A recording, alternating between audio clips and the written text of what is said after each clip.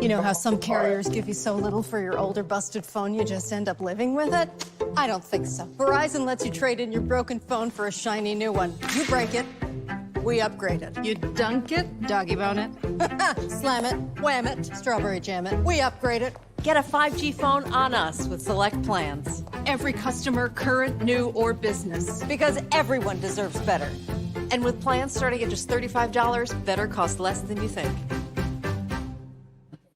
That's right, it's a good thing.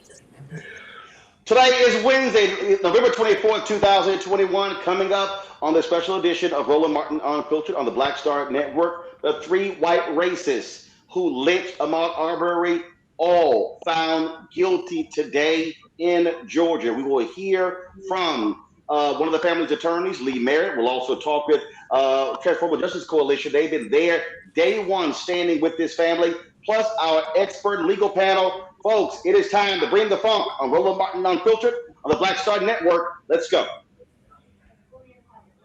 He's got it. Whatever the biz, he's on it. Whatever it is, he's got the scoop, the fact, the find. And when it breaks, he's right on time and it's rolling. Best believe he's knowing. Putting it down from sports to news to politics. With entertainment just for kicks, he's rolling.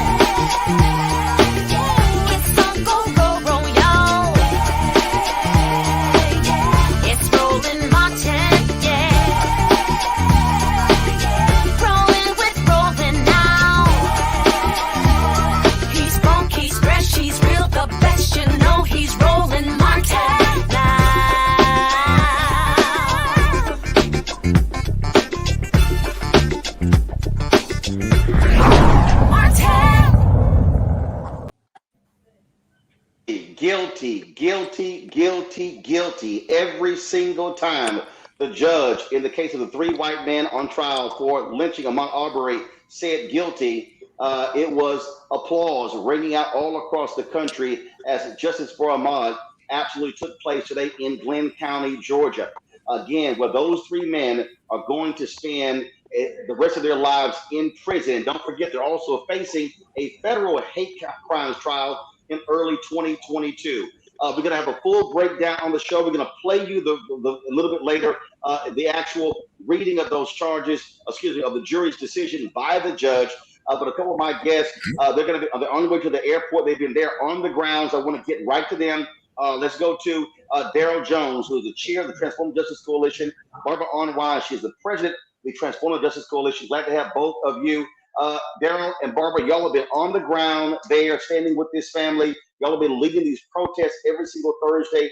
And I just got to get you just your initial reaction, your reaction to, again, these guilty verdicts that this jury, this 11 white jurors, one African American, sent down today in Georgia.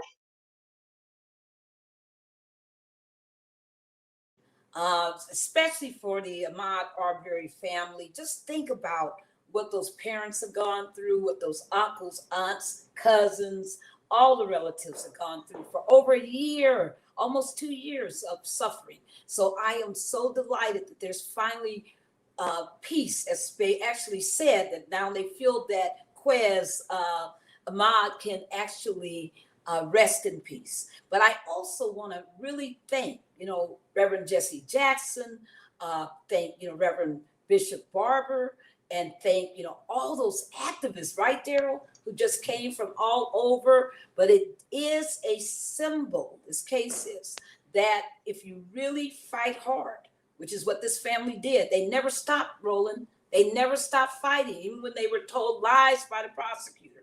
Even when the prosecutor, as we know, covered up for these white vigilantes. Even when the second prosecutor did the same thing. They never stopped fighting. And I just want people to know that this victory would not have happened but for the family being so insistent, persistent, and never giving up. And that's Darren, go ahead. I'm sorry. Yeah, and she's absolutely right, Roland.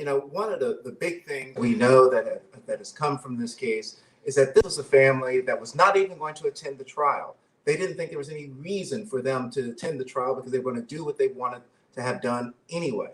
So, for them to be there, for them to show up was a major coup. And it was a benefit to the country because what happened was that the family, the Arbery family, showed the country what it means to get involved in the case. It's because of them that Jackie Johnson, the prosecutor that started this case, was voted out of office. It's because of them that she's standing for trial now. And I tell you, Roland, and I tell everyone this, this was just the first step in justice for Ahmaud.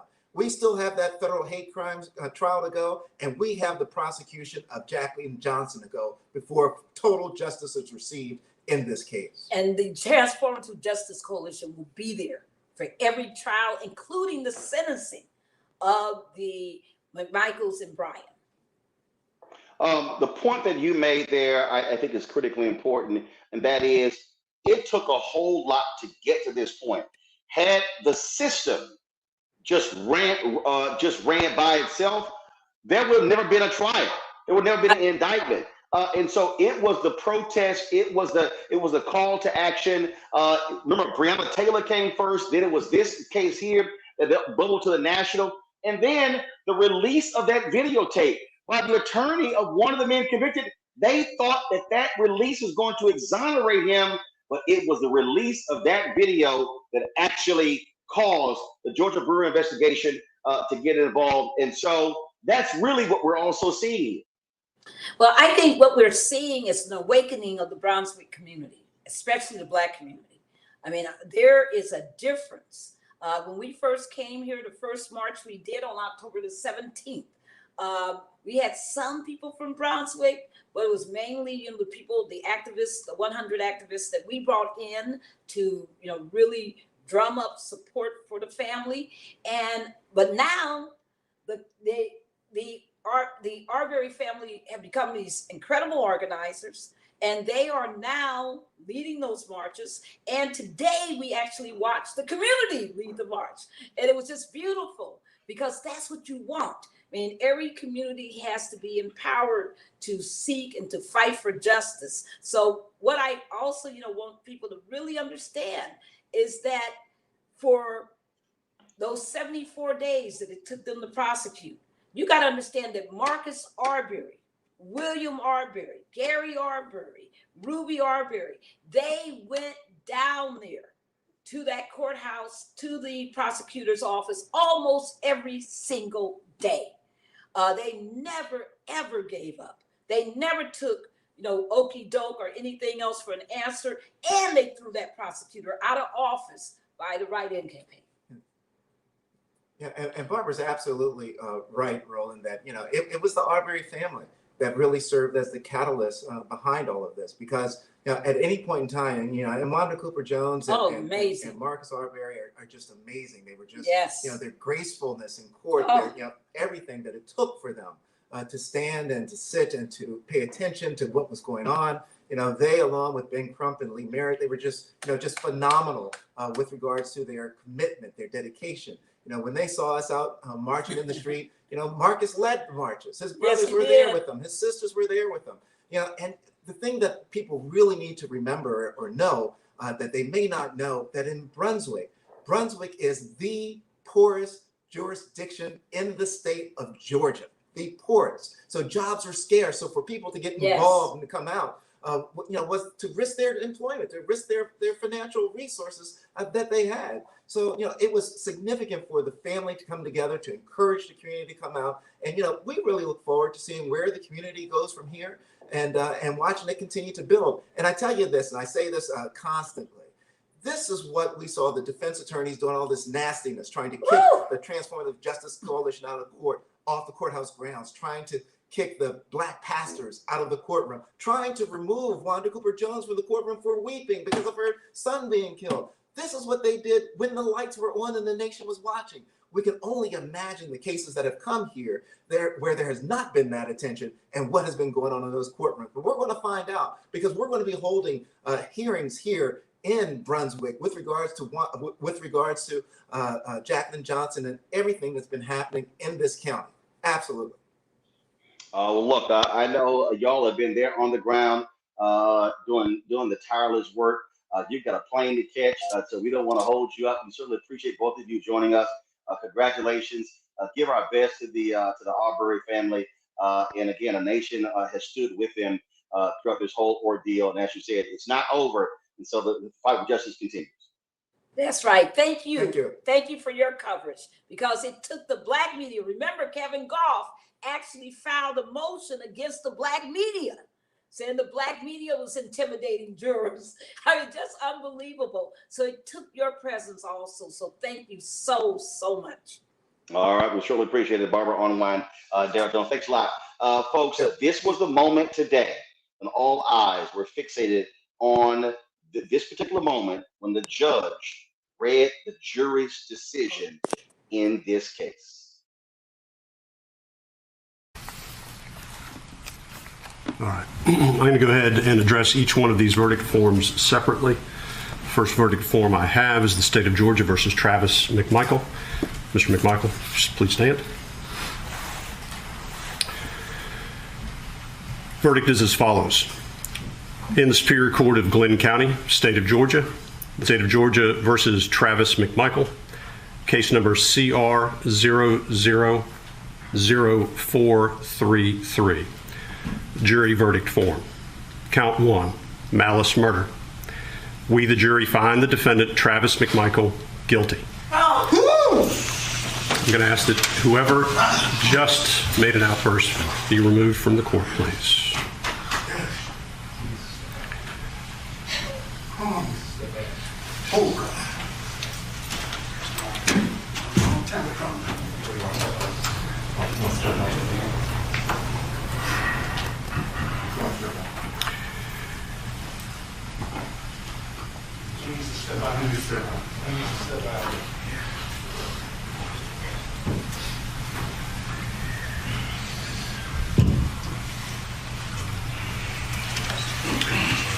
As this court has indicated, I ask that there be no outbursts in the court, and I expect as much from the gallery. Please respect the court's desire for this as we move forward. If you feel like you need to make a comment or otherwise demonstrate with respect to the verdict, I do ask that you step out of the courtroom now. Count 2, felony murder. We, the jury, find the defendant, Travis McMichael, guilty. Count 3, felony murder. We, the jury, find the defendant Travis McMichael guilty. Count 4, felony murder. We, the jury, find the defendant Travis McMichael guilty. Count 5, felony murder. We, the jury, find the defendant Travis McMichael guilty. Count 6, aggravated assault. We, the jury, find the defendant Travis McMichael guilty. Count 7, aggravated assault. We, the jury, find the defendant Travis McMichael guilty. Count 8, false imprisonment. We, the jury, find the defendant Travis McMichael guilty. Count 9, criminal attempt to commit a felony. We, the jury, find the defendant Travis McMichael guilty. Dated this 24th day of November, 2021, signed by the foreperson. Have a seat. As to Gregory McMichael. In the Superior Court of Glenn County, the state of Georgia versus Greg McMichael, case number CR20000433. Jury verdict form. Count 1, malice murder. We, the jury, find the defendant Greg McMichael not guilty. Count 2, felony murder. We, the jury, find the defendant Greg McMichael guilty. Count 3, felony murder. We, the jury, find the defendant Greg McMichael guilty. Count 4, felony murder. We, the jury, find the defendant Greg McMichael guilty. Count 5, felony murder. We, the jury, find the defendant Greg McMichael guilty. Count 6, aggravated assault. We, the jury, find the defendant Greg McMichael guilty. Count 7, aggravated assault. We, the jury, find the defendant Greg McMichael guilty. Count 8, false imprisonment. We, the jury, find the defendant Greg McMichael guilty. Count 9, criminal attempt to commit a felony. We, the jury, find the defendant Greg McMichael guilty. This 24th day of November, 2021, signed by the foreperson. As to William R. Bryan. In the Superior Court of Glenn County, state of Georgia versus William R. Bryan, case number CR20000433. Jury verdict form. Count 1, malice murder. We, the jury, find the defendant William R. Bryan not guilty. Count 2, felony murder. We, the jury, find the defendant William R. Bryan not guilty. Count 3, felony murder. We, the jury, find the defendant William R. Bryan guilty. Count 4, felony murder. We, the jury, find the defendant William R. Bryan guilty. Count 5, felony murder. We, the jury, find the defendant William R. Bryan guilty. Count 6, aggravated assault. We, the jury, find the defendant William R. Bryan not guilty. Count 7, aggravated assault. We, the jury, find the defendant William R. Bryan guilty. Count 8, false imprisonment. We, the jury, find the defendant William R. Bryan guilty. Count 9, criminal attempt to commit a felony. We, the jury, find the defendant William R. Bryan guilty. Signed this 24th day of November by the foreperson. Folks, again, that was a powerful, powerful moment today. Lee Merritt is one of the family attorneys for the Arbery family. Let me know if Lee has rejoined us. There he is. Lee, glad to have you here. That was Marcus Arbery who let out that initial exhortation there in the courtroom. And look, that was a daddy who had a lot of pent up anger and rage, and I know the judge had his rules for decorum, but Marcus, look, he needed to hear guilty. That's right. Yeah, I don't blame him at all. You know, normally we want to do our best to make sure that we're holding up the decorum of the courtroom. We still have the sentencing phase ahead of us. But Marcus Arbery was not only facing targeting in that court by the defense table, not only did the men sitting feet away from him murder his son, but he's lived in Glenn County his entire life, and he's had to deal with the racism and bigotry that is, rooted into the culture there. And for him to get a guilty verdict, it was so much pressure released. I don't even think he knew that he made a sound because he sat right back down and he was waiting to hear more when they asked him to leave the courtroom. Absolutely. Lee, one of the things that people are asking, you talk about the sentencing phase, many have asked, why weren't these three facing the death penalty? And so can you shed light on that? Explain to the audience what's going on there. I can't, unfortunately. It's going to be a question that's unique to Georgia state law. I'm a federal civil rights attorney, and so I'm not completely familiar with Georgia's death crime statute. I do know, for what it's worth, that Wanda Cooper Jones said these men deserved the death penalty. She was told that there was not an option. I'm sure it was explained to us when these men were indicted a year ago, but I'm not sure why death wasn't on the table. One of the things that we have been focusing on is that were it not for the release of that videotape, we're actually not here. It took massive protest.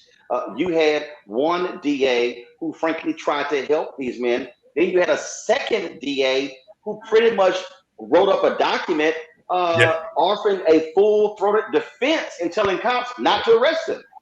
That's right.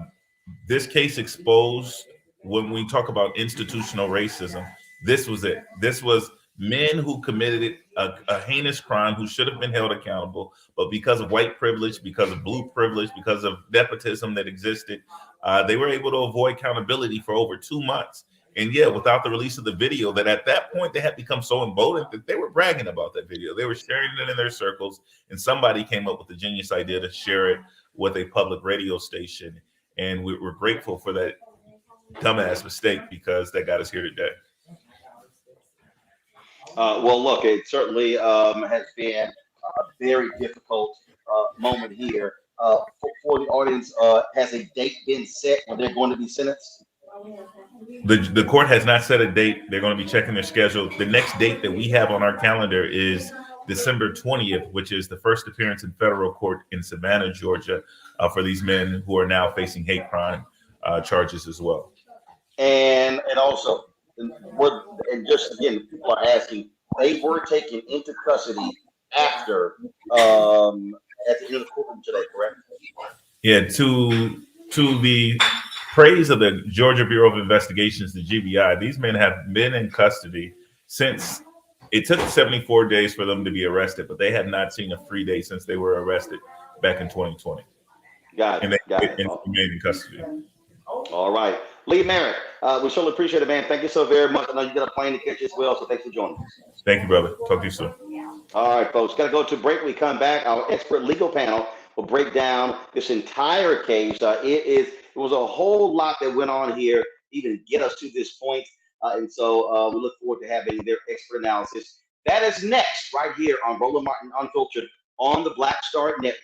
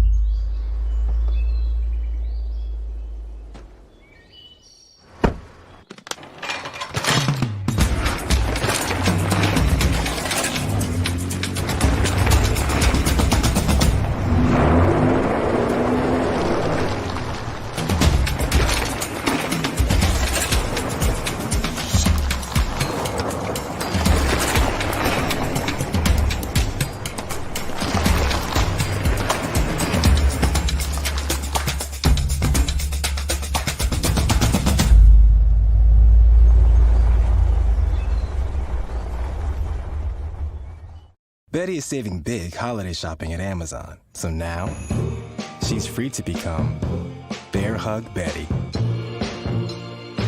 Settle in, kids. You'll be there a while. Ooh, where you going?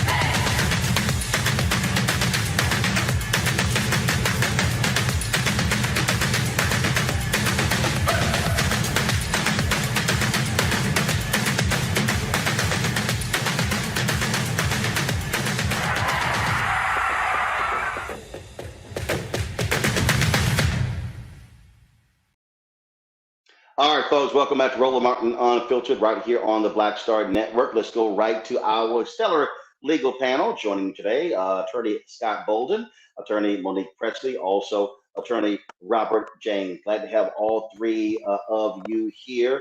I know y'all have been itching to weigh in here. A lot of people, a lot of folks, Monique just did not trust the system. People were saying, man, I don't know, 11 white jurors, one African American, not sure. But when the verdict was read by that judge, it was very interesting to see the reaction from people all across the country commenting, really saying, thank you, justice was indeed served.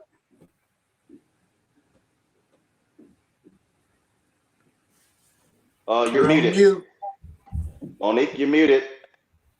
Yeah, you get at her like get on. Thank mute. you, Scott and Roland. I prefer All that time and you're muted. All right, go ahead. I prefer to call it accountability, because justice is things like this not happening. Justice is Ahmaud being home with his mother and his father and his family for Thanksgiving. But the justice system worked and a right outcome was reached because the case was tried almost flawlessly by these prosecutors, and the judge did his job. And when the jury was handed the facts and the law, they made what really were the only decisions to be made. And I think they judged it correctly, even on the counts where they did not find guilty. But yes, people were apprehensive, scared, cynical, did not believe at all that it would happen, thought maybe the jury would hang because of the one Black person on the jury. And with good reason, they are cynical about our justice system because it has worked for people who are majority, soon to be minority in our country. It has worked for largely white males, and it has not worked for Black and brown folks. Not the way that it's supposed to. So many times people think that laws should be changed, that the jury system needs to be abolished. No, it all just needs to work the same way for everybody. I'm not saying that those things shouldn't be looked at, but I'm saying one of the reasons that we have so much trouble is because we see over 10,000 Black and brown men and women being wrongly convicted every year. And we are also seeing some insane numbers of people who are of the majority, the power majority in this country, who are getting off after committing heinous crimes or not even being charged appropriately. And you've seen some of that lately in the recent probation sentences and home detentions for felonies, for rape and for assault. So I don't blame the public for not being sure what was going to happen today, but I am as persuaded as ever that when prosecutors do their job and when judges do their jobs and the evidence goes to a jury, that the jury can be led to where it's supposed to go. Scott, on that particular point Monique makes there, in terms of the prosecution doing their job, I was reading some comments earlier, and someone said that it was a wise strategy of the prosecution straight away from race, where they narrowly focused this thing on the law and the actions of these individuals. And so what do you make of the job the prosecution did of staying on point and rebutting every single moment that came from these defense attorneys, even when they threw out racism in this trial? Well, I think the prosecutors did a good job of keeping it plain, keeping it simple, if you will. Just like Monique said, it was a very practical prosecution, if you will. And they stayed on their theme. They didn't let race get involved, but they didn't react to every race-baiting decision or comment by the defense. They let that hang because they couldn't get into the whole race question, in my opinion. You got to remember, you're in Brunswick, Georgia.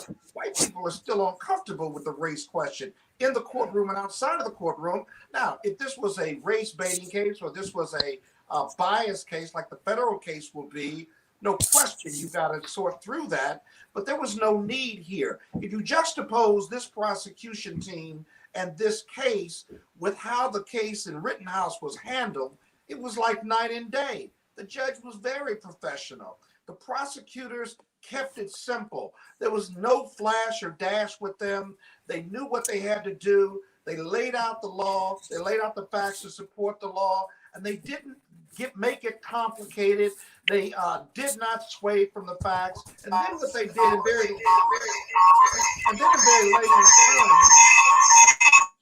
in very layman's terms, they made it plain to the jury so the jury could follow. I knew they were going to come back with a verdict today. At least I thought they were, because nobody wanted to come back after Thanksgiving, one. But two, they only had one question. They wanted to see the video again. So they had to do some convincing of maybe one or two people in the jury room. But this was a very practical prosecution and the right thing to do. And then really quickly, lastly, I'm disappointed that we all have a sigh of relief. Monique is right. This should have been a no-brainer. And think about it, how God is so good. This was 74 days. Without that video, we still wouldn't be here. That's amazing. Well, what does that say? What does that say, Robert, that it takes the protest, it takes the video, it takes all of that to get to this point? And the reality that, people, they're like, look, they don't trust this legal system. It has not always worked out well for Black people, even when there have been overwhelming evidence. Well, what it shows is that, the jury system is made up of people, right? And people bring all their imperfections, all their racism, all their idiosyncratic views, and all of that stuff into the box. And so our system is imperfect. It may be the best in the world, but it's yet imperfect. And it has a very imperfect history when it comes to Black folks in this country. It has not worked for us, and people were right to be anxious and to be concerned about whether or not it was in fact going to work for the Arbery family and the rest of Black America in this case. This was, look, remember we started off, Monique, dealing with how race was at the forefront, not just in terms of what took place in him being chased down and lynched, but the jury selection, where the judge even agreed that racism was at play in the striking of Black jurors. And so that it was always present, it was always there. But I would love to get your assessment as well of the job of the prosecution in this case. Yeah, that lead prosecutor, is it Rudinsky? She's a badass. You know what? That's literally the exact same wording my dad used. Yeah. He said that. No. He said that Linda. He said Linda. Yeah. He said she a badass. She is 100%. And there, I watched her close, and I really just haven't seen, not since Chauvin, which is another, I don't call prosecutions flawless hardly ever. I'm just defense to the bone. But when they execute in this manner and get the job done, and when she said to that jury, if you don't find citizen's arrest, and she said, it's up to you if you decide there was or there wasn't. But if you decide there wasn't, then you have to find guilt, because that means they were the provokers. That means they weren't in jeopardy or danger. That means they have no justification or excuse for the false imprisonment, for the detainment, attempted detainment on another street.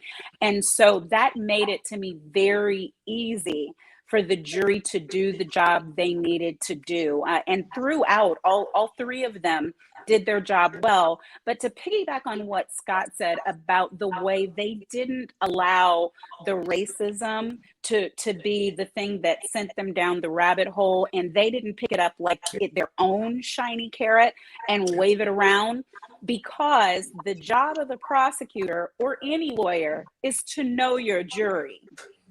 And that's why lots of times when you go out and you get some big fancy lawyer from another jurisdiction to come in, it doesn't work on the defense side or on the prosecution side, because you have to know that area, you have to know their sensibilities, you have to know the things that they can handle hearing in their faces, and you have to know the things that they know it's happening, whether you spell it out for them or not. And so I agree with what Scott said about perhaps these jurors not being ready to deal with head on in the face.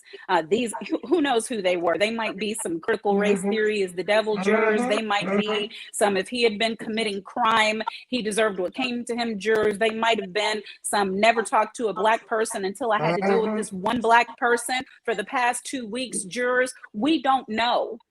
And that is more likely than not.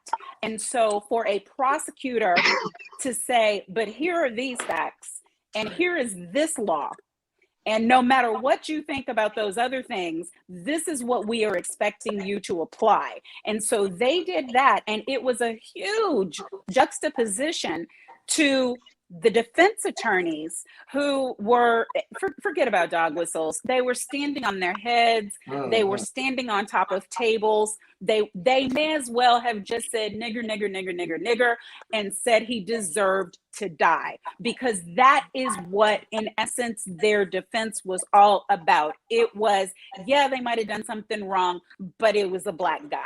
Yeah, they might have done this wrong, but he was running down the street. You know, if he was running down the street, he had to be up to something. Yeah, we can't prove that he was actually committing a felony or that he even intended to commit a felony, but come on. I mean, they were just aiming for some sort of okie doke, and I believe that they went too far, that the comments that they made, the comments about the toes, the comments about, you know, knowing about our community and keeping our community safe, all of that might have offended the sensibilities to jurors who otherwise may have been predisposed to assume that because Ahmaud was black that he did something wrong.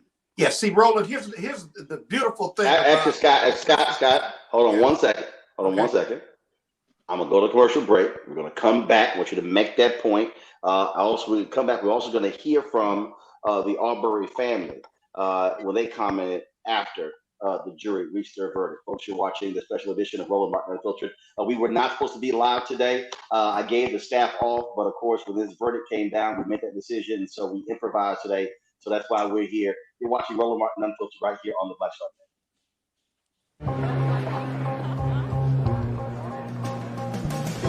Are the stars out tonight?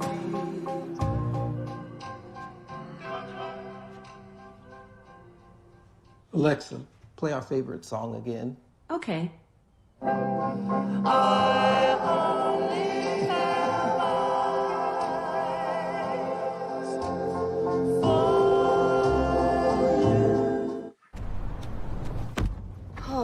That spin class was brutal. Well, you can try using the Buick's massaging seat. Ooh, yeah, that's nice.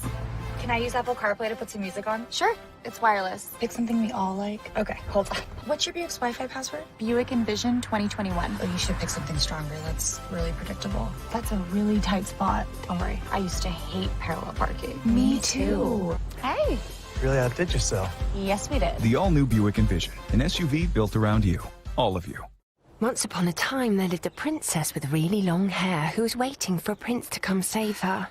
But really, who has time for that? Let's go. Feeling myself. I'm feeling She ordered herself a ladder with Prime one-day delivery, and she was out of there. I want some hood girls looking back at it and a good girl in my tax bracket. Now, her hairdressing empire is killing it. And the prince, well, who cares? Prime changes everything. I'm about to give you something that's going to put you in that. You're going to remember this. Yeah, he was on tour. So Bryan wanted to be the headliner. Now, your headliner was New Edition. So we're like, okay, you want to be a headliner? No problem. Since you think you that big a band, okay? Yeah, yeah. And I'll never forget one night we, two of the guys, the driver got lost. I think it was Westbury we were playing. And I'll never forget, they asked him if he didn't mind going on first, and we would close out. And they came back and said, no. I'll give him his props. He took it like a man. It was rough out there. By the time he would come out, you could hear echoes. Wow.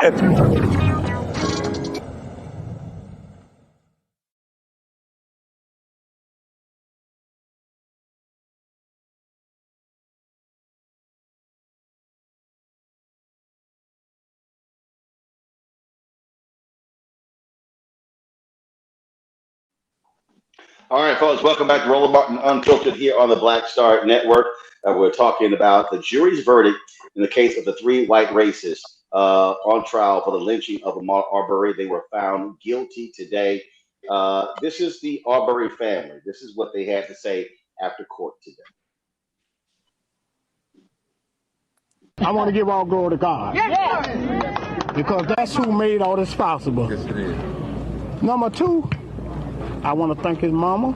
Yes. And I want to thank my sisters and brothers. Right. I want to thank my children for being strong through this rough time. Yes. Because I know it was hard what they had to deal with. Yes. Yes. And number 2, I want to thank all y'all people, all the support y'all gave us. Because one of us ain't did this. There you go. Ain't no one side did this. That's right. God put us all together to make this happen. So there ain't no one side. That's what I tell you. God don't work one sided. Yes. God work 2 sides. All right, I'm going to put you here, I'm going to put you there. Amen. So y'all pull together and work this thing. Amen. So hey, that's what it's all about. Amen. Because if one side wouldn't work, it wouldn't have happened. That's right. You had people working when you wasn't working. That's right. Come on. When you weren't working, you had people out here working, marching, going in these offices. Yeah. We conquered that lynch mob. Yes. We got that lynch mob. This history today. I just want to say thank you guys. Yeah. Thank you. Thank each and every one of you who fought this fight with us. It's been a long fight. It's been a hard fight. But God is good. Yes, He is. Early in, to tell you the truth, I never saw this day back in 2020. Mm-hmm. I never thought this day would come. But God is good. Yes, He is. And I just want to tell everybody, thank you for those who marched, those who prayed, most of all the ones who prayed. Yes, Lord. Yes. Thank you, guys. Yes, Lord. Thank you. And now Quez, which you know him as Ahmaud, I know him as Quez. Yes. He will now rest in peace. Amen. Thank you. That was a mother and father of Ahmaud Arbery. Scott, can you answer the question that people are asking? Why these 3 were not facing the death penalty, or is it still an option? That's what folks want to know. Yeah, I can. I know the answer. I know the answer. I think you just got done talking. I think it's my turn, even though I was going to compliment you. But you don't know the answer. But I digress. The bottom line is you can get the death penalty in the state of Georgia under certain circumstances, but the prosecutor has to ask for it.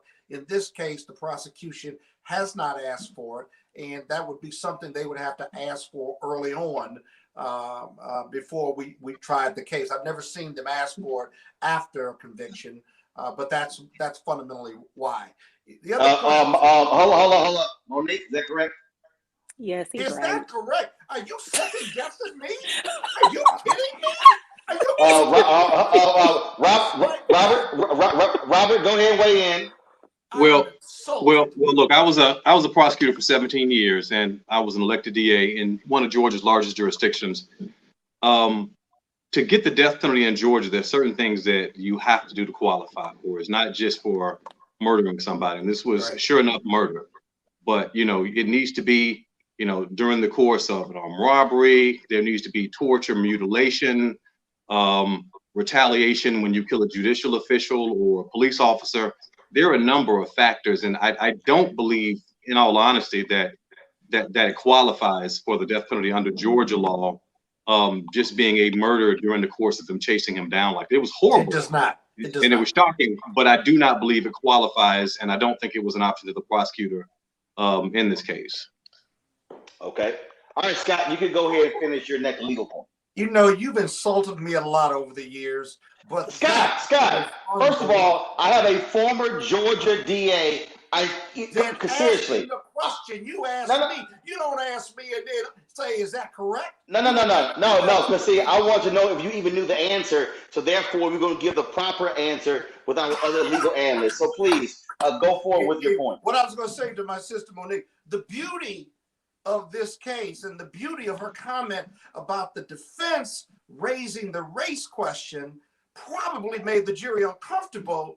But race was always a factor. It was hanging in the courtroom and outside the courtroom. You didn't have to do dog whistles or call him the N-word or do all the things that the defense did. And the prosecution knew that. So why even get into it? And what the prosecution team did was make it a very race-neutral, practical prosecution using the facts, if you will. And by doing that, she essentially was messaging to this jury, you can do this. We know race is out there, but it's okay.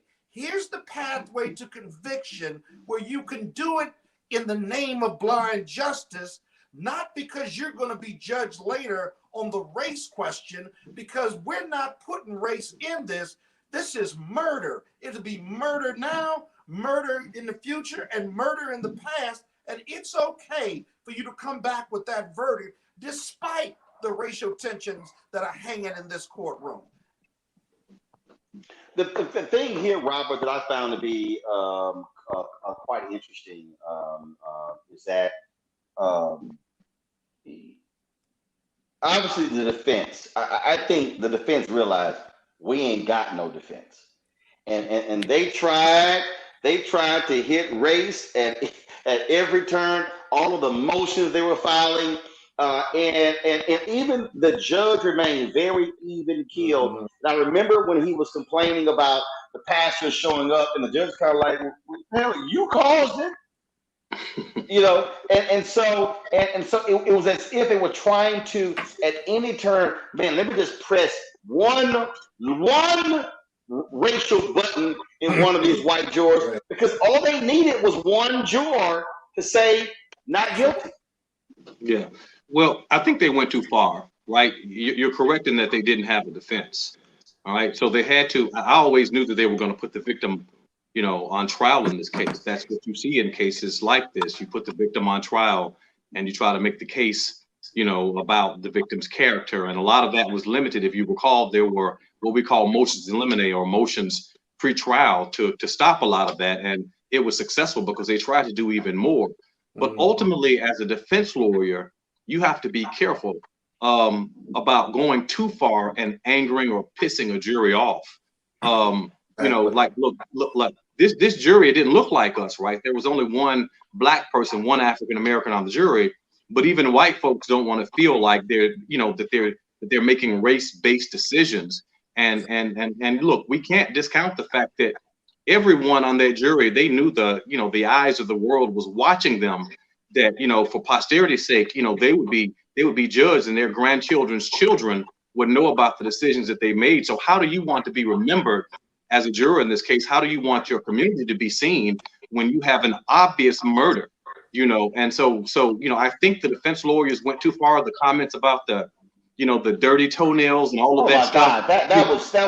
That was just unbelievably shady. It was weird too. It had no basis.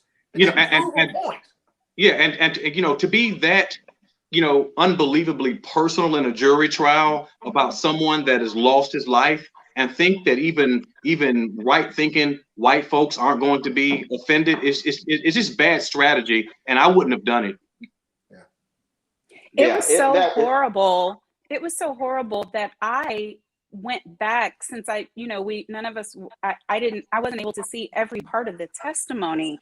And when she said that, it made me want to go back and look. I'm like, did experts say something about his feet, or I couldn't connect any single dot that made it as make sense other than for what her intended purpose was. I mean, I really had never heard anyone just be so blatantly disrespectful. And I am not saying that because his family was there, that a defense attorney or a prosecutor should choose different words because of their audience. You have a job to do. But to say words like that that were completely unnecessary was astounding to me. And the other thing that occurs to me is just the complete difference between the Rittenhouse verdict and this one. And what I hope people will get from that is that, you know, for all of the people who, when the Rittenhouse verdict came out and sets a precedent and this and that, and this will never be the same, and everybody's going to think this and think that. And I tweeted at the time, this is a decision in one case from one jury in one town.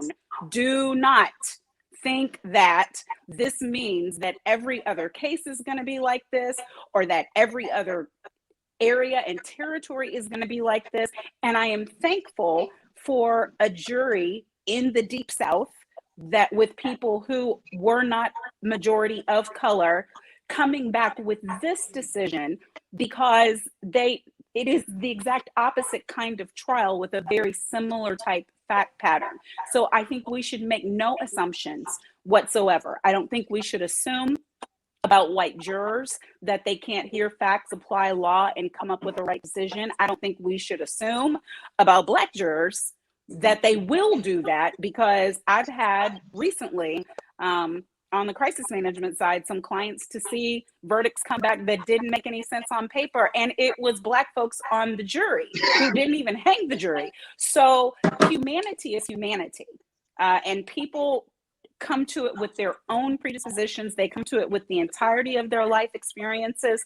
And finally, I also think that this Rittenhouse verdict was in this juror's mind. I'm not saying that it changed the outcome on the jury. They had plenty to make their decision, but I know they didn't want to be like those folks.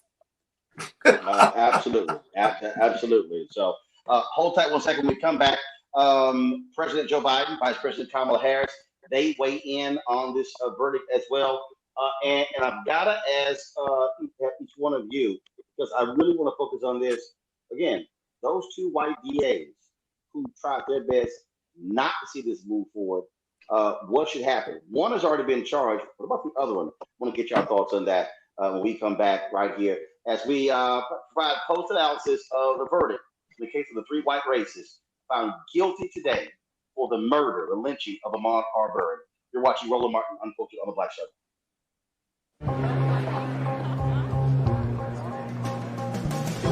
Are the stars out tonight?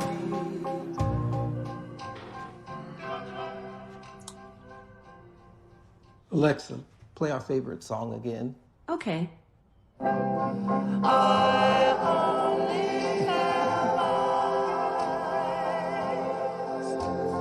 for you.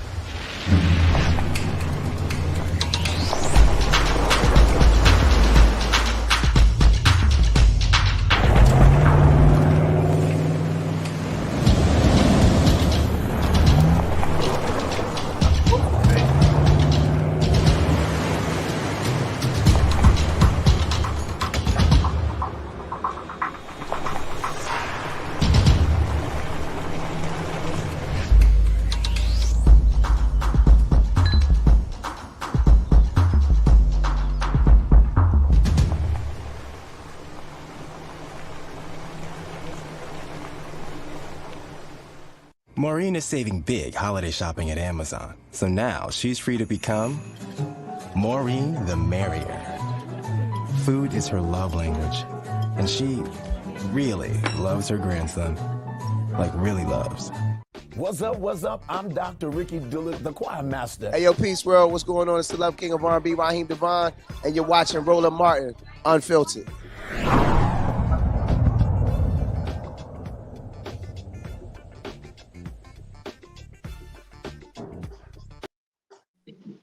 Ben Crump is one of the attorneys for the Ahmaud Arbery family. This is what he had to say today outside of the Glenn County Courthouse after the verdict. All the allegations, all the character assassinations, long legs with dirty toenails. Just imagine all they went through. That when he heard that, Reverend Al, he could not contain himself because Marcus, as a father, they see their job as to protect their children. That's right. That's right. And That's right. You can experience the pain of a mother and a father who witnessed what they witnessed, not being there to protect their child. Yes. Right. Every parent in America can take solace in knowing that we have an example of how to deal with tragedy and grief when they look at the example of Marcus Arbery and Wanda Cooper, and we should applaud them. That's right. They should be applauded. And I tell you all, we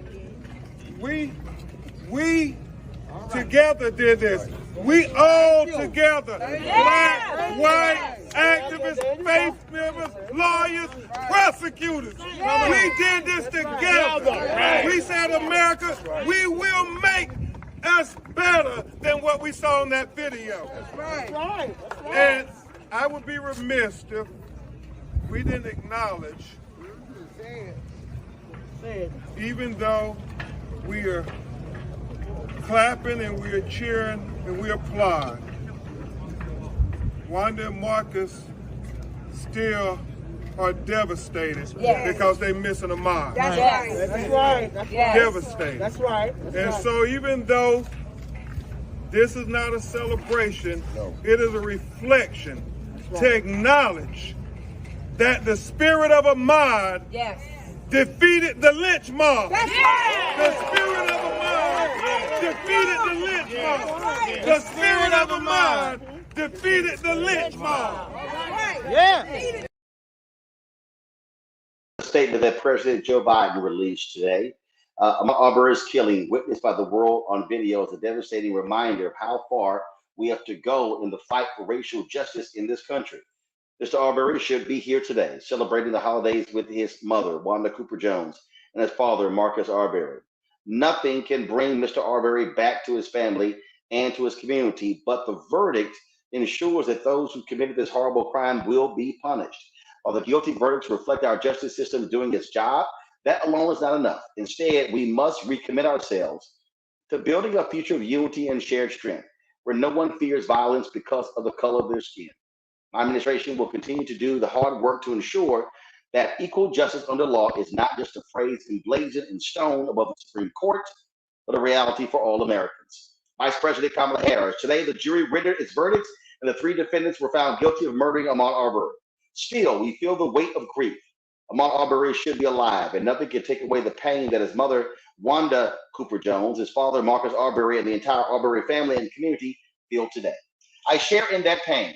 These verdicts send an important message, but the fact remains that we still have work to do. The defense counsel chose to set a tone that cast the attendance of ministers at the trial as intimidation and dehumanized a young black man with racist tropes. The jury arrived at his verdict despite these tactics.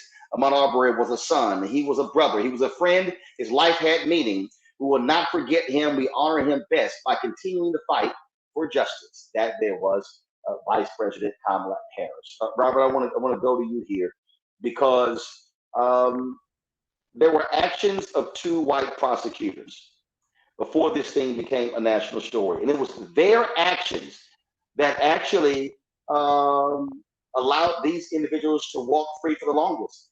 they thought they were going to get away with this. Well, I actually know the prosecutors that are involved. I know Jackie. I was an elected DA during the time that she was elected, and we were a member of the same association. There aren't many of us in Georgia, and so I was shocked because I never felt anything like that. But I've been living in this world almost 50 years, and I understand that that doesn't mean anything. With that being said, once I saw all the evidence through the media, that was presented, it clearly appears that this was swept under the rug, and not just swept under the rug, but we met as DAs, as elected DAs, probably about a decade ago, and we were told by the Attorney General's office in that meeting that when you conflict out of cases, you're not to send any smoke signals, any phone calls, any emails, or any messages trying to dictate or determine how the case is going to be handled. And we were all clear on that as elected DAs. This was years before Mr. Arbery was murdered.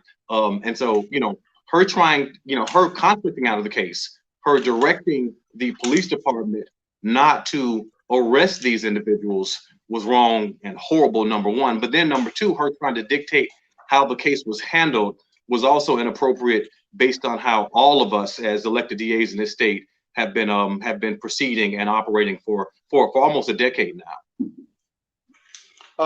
Monique. Yes. Your thoughts on the action of these DAs? Again, the system works best when the people who are given a position of public trust honor the public trust that they've been given. I want to correct for the name of the lead prosecutor. It's Linda Dunikoski. I thought it was Rodensky, but it's Dunikoski. And that is an example of someone doing the job the way that it is supposed to be done. I don't know that anything would have mattered though without that video. And that to me, if I could pivot just for a second, and I actually have this question for our former prosecutor in Georgia.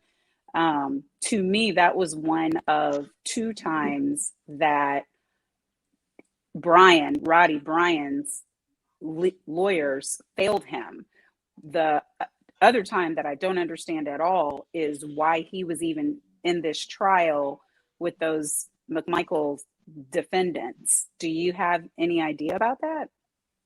When you say why he was in the trial, well, yeah, why wouldn't he insist on being tried separately? Do y'all do things differently there? I never would have wanted him with those people. Well, he could insist, but it wasn't going to happen. He was part of the act, and so in Georgia, we have different terminology, but basically it's accomplice liability as party to the crime, is what we call it in Georgia. And, if someone aids or encourages or counsels anyone to commit a crime, helps in any way, even the slightest way, they are as guilty as the principal or as the individual that pulled the trigger. And so the prosecution's theory in this case was that, this individual that was driving the car and, chasing him down was party to the crime, and he was helping. Now you can't really convict him of malice murder because you don't have any evidence of it.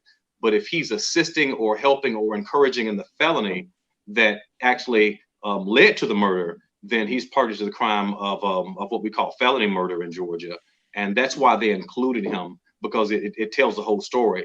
Now, so you're saying it's up to the prosecutors whether you get to stand alone for trial or not. I mean, if you look at the Chauvin case, the other officers who were involved, who are accomplices, who are also being charged, are being tried separately. Yeah. And that's why I was wondering if it's something that goes on state to state, sure. Because a motion to separate, I would think around these parts would be granted, because even though he had a part to play, it was a distinct part from the actual murder. I mean, if you think about drug cases where there's 25 to 50 different defendants, they're not all necessarily being tried together. So So that's your that's why I question was is, wondering if it was his attorney who screwed this up or what yeah. happened.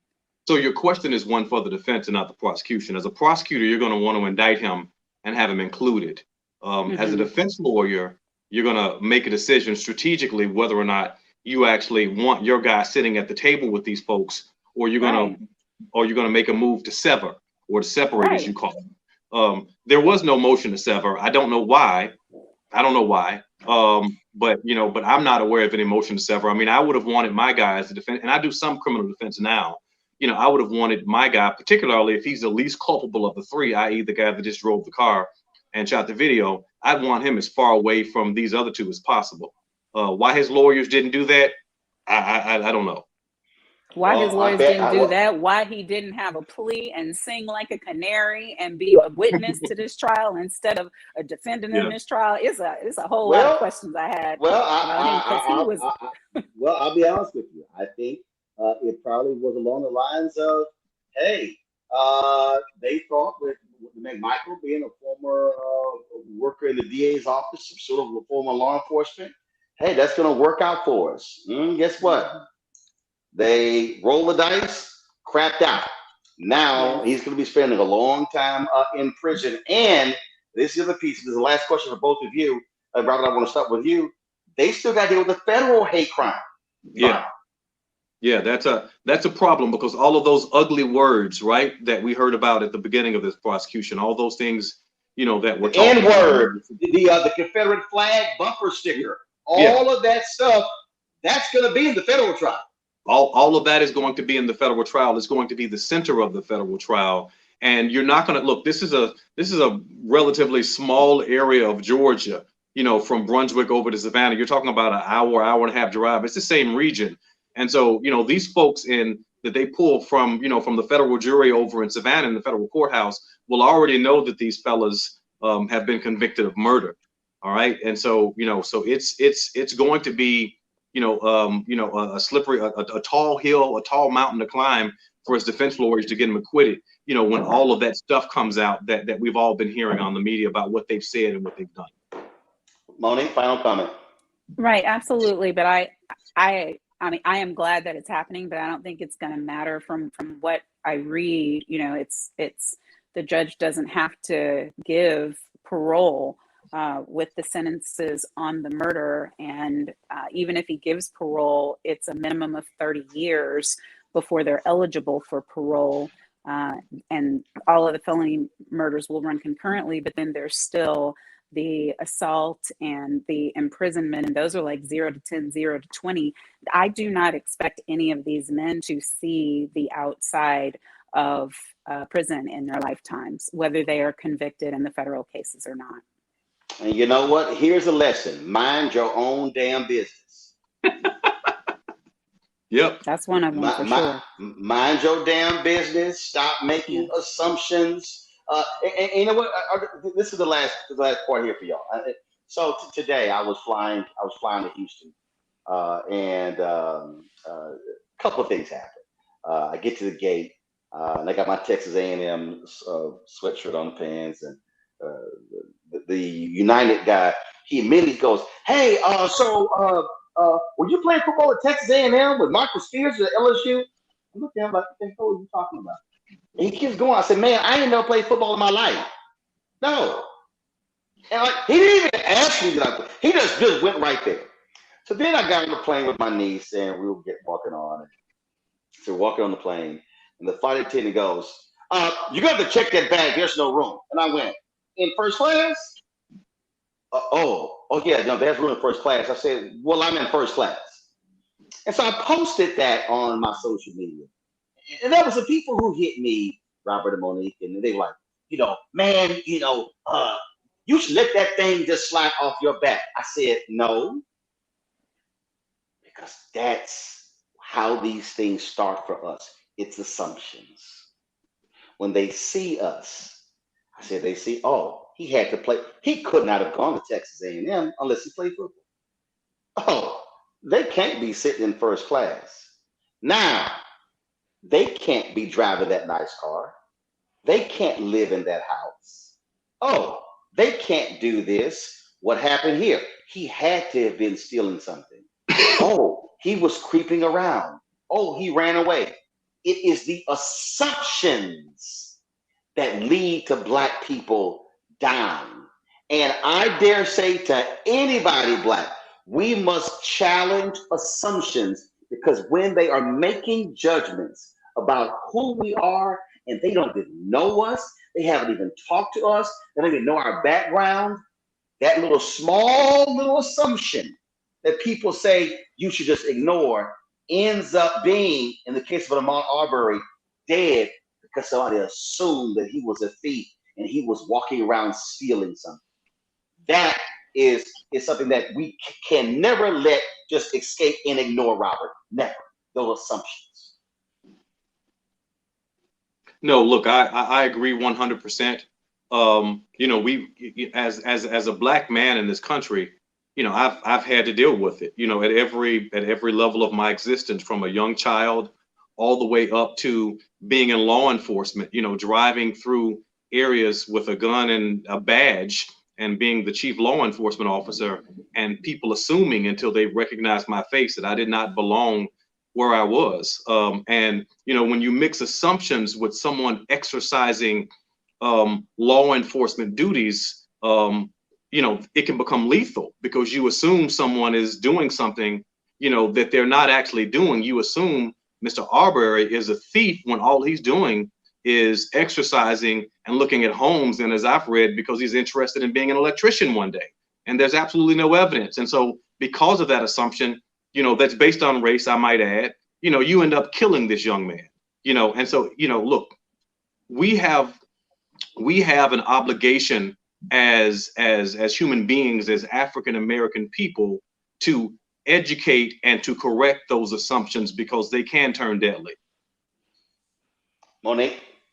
Yes, absolutely. I agree 100%. Those things, I know we've all had experiences where they happen. The airplane scenario has happened to me. I try to respond as graciously as possible, because I know many times it's not coming from an intent to insult or to be rude, but that's why they ask for, you know, racial sensitivity type trainings for anyone who's dealing with the public, because you should not make any assumptions based on a person's look, based on a person's color, based on a person's dress, based on a person's sex or gender, not based on any of those things. And frankly, when we don't do it, you know, Roland, you might have converted a Karen, because that same woman who's making assumptions about you in first class might go home and turn into the person who was in the park and who called the police on a brother for no reason at all.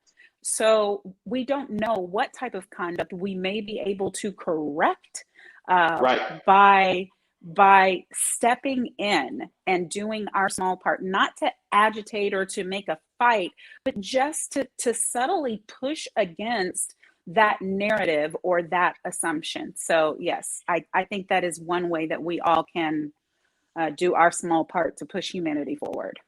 Well, sometimes I ain't subtle with it. Just depending upon what mood I'm in. Because Subtlety is not your strong suit. Well, you know, I can be subtle, but typically I'm not.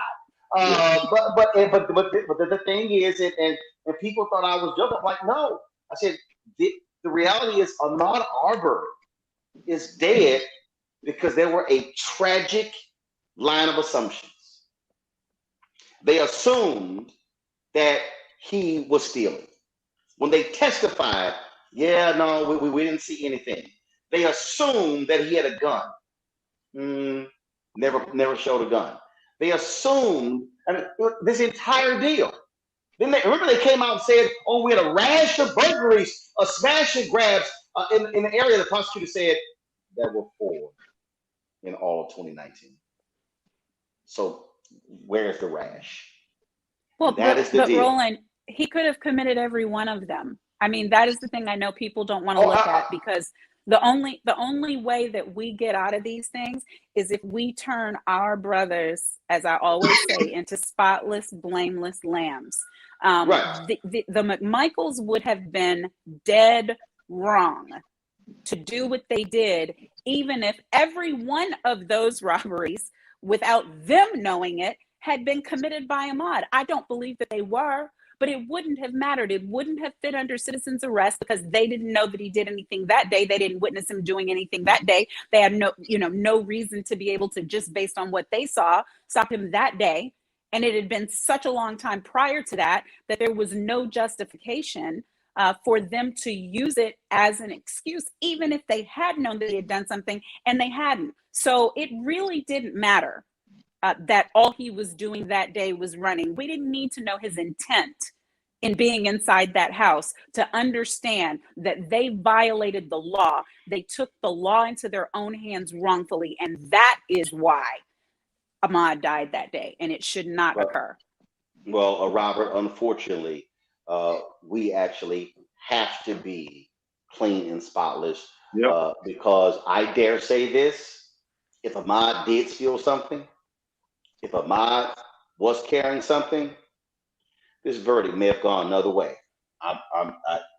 Even with the great work of the prosecuting, I'm just understanding how people think. Robert, go ahead. Well, practically, there would not have been a prosecution. Let's just be real about it. All right, it was a public outcry because he wasn't stealing anything, because he did not have a weapon on his person.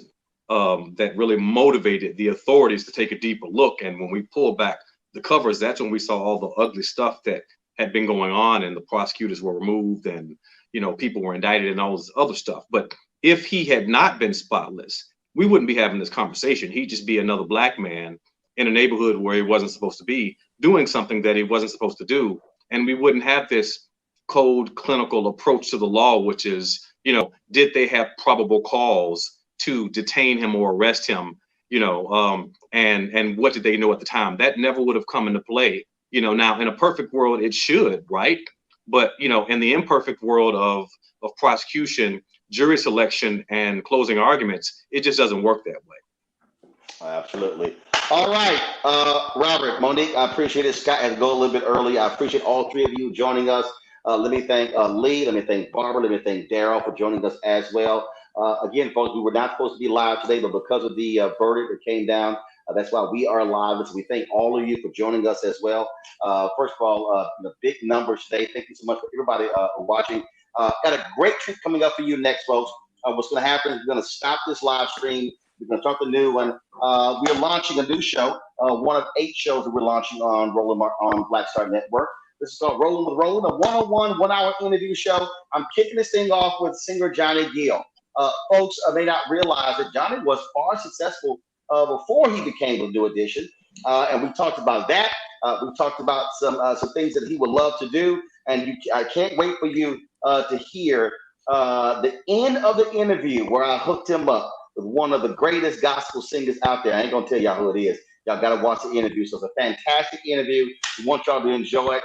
Rolling with Roland, the one-on-one with Johnny Gill, the series premiere is next. We're gonna drop a new episode every 2 weeks on the Black Star Network. Folks, I appreciate it. Y'all have a great Thanksgiving. Hug your family, hang out with them. No drama, please. And if you didn't bring any food for Thanksgiving, don't ask who cooks stuff, because you ain't do shit. Just be quiet and eat. Okay? Just be quiet and eat. And do me a favor, if you got one of them family members and they got a MAGA hat, sit their ass in the yard and then bring their plate outside. Then they can't come to the house. All right, y'all. That's it. I gotta go. I will see y'all Friday from the Bayou Classic in New Orleans. Hiya!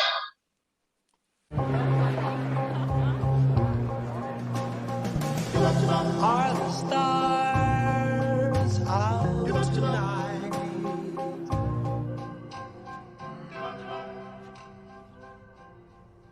Alexa, play our favorite song again. Okay. I only have eyes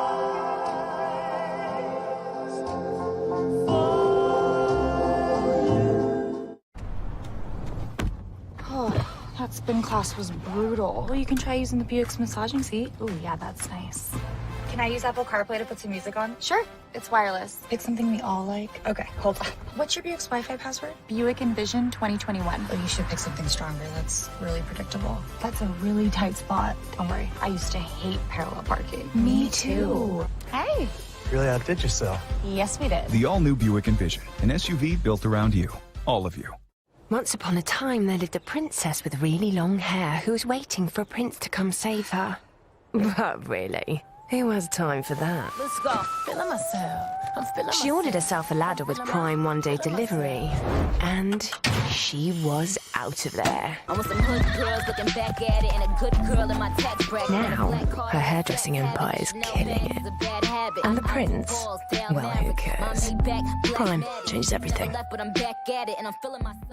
Hello, everyone. I'm Godfrey, and you're watching Roland Martin Unfiltered. And while he's doing Unfiltered, I'm practicing the wobble.